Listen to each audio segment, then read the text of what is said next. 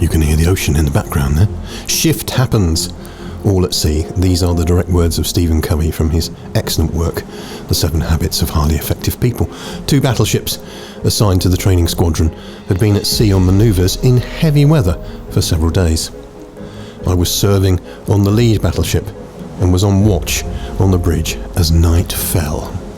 The visibility was poor with patchy fog, so the captain remained on the bridge keeping an eye on all activities.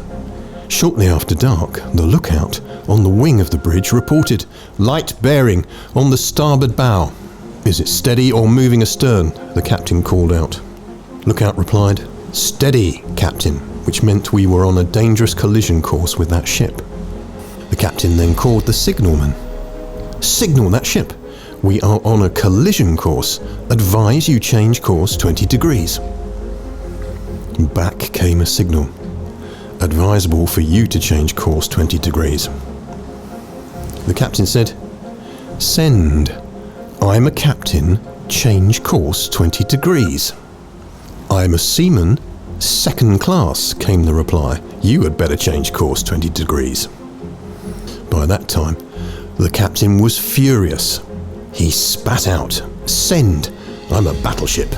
Change course 20 degrees. Back came the flashing light. "I'm a lighthouse. We changed course." And the second story about paradigm shifting is the man on the subway. I remember a mini paradigm shift I experienced one Sunday morning on a subway in New York. People were sitting quietly, some reading newspapers, some lost in thought, some resting with their eyes closed. It was a calm, peaceful scene. Then suddenly, a man and his children entered the subway car. The children were so loud and rambunctious that instantly the whole climate changed. The man sat down next to me and closed his eyes, apparently oblivious to the situation. The children were yelling back and forth, throwing things, even grabbing people's papers. It was very disturbing.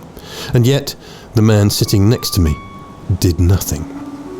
It was difficult not to feel irritated. I could not believe that he could be so insensitive as to let his children run wild like that and do nothing about it, taking no responsibility at all.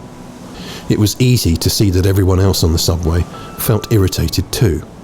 So finally, with what I felt was like unusual patience and restraint, I turned to him and said, "Sir, your children are really disturbing a lot of people. I wonder if you couldn't control them a little more." The man lifted his gaze, as if to come to a consciousness of the situation for the first time, and said softly, "Oh, you're right. I guess I should do something about it. We just came from the hospital where their mother died about an hour ago. I don't know what to think, and I guess they don't know how to handle it either." Can you imagine what I felt in that moment? My paradigm shifted. Suddenly I saw things differently, and because I saw differently, I thought differently, I felt differently, I behaved differently. My irritation vanished. I didn't have to worry about controlling my attitude or my behaviour. My heart was filled with the man's pain. Feelings of sympathy and compassion flowed freely.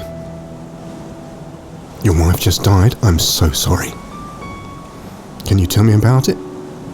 What can I do to help?" Everything changed in an instant.